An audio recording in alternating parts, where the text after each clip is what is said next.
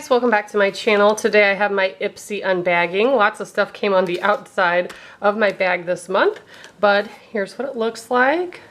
It's a floral print, pink on the back, and it says Wild Beauty, May 2022. Products are listed on the inside.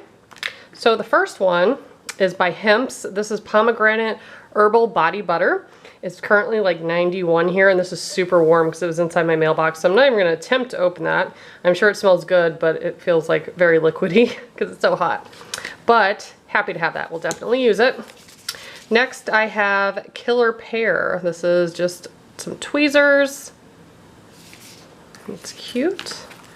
And then in the bag, I have Ico. This is Black Magic, and this is their liquid eyeliner, and it's brown. I know I've had the black eyeliner, and I really liked it, and they also had like a liquid brow pencil like this too that was really good. I like Ico a lot, so happy to have that. Then, Plum Candy Melts. This is vegan lip balm.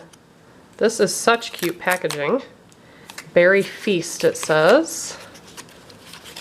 And it's in a little pod. Typically I don't like those because it kind of forces you to put your germy hands in there, but if I can open it, it does smell really good. You can see like all the condensation on there because again it's like so hot. It smells really good though. It's a little gritty, I feel like. I just put a little bit on.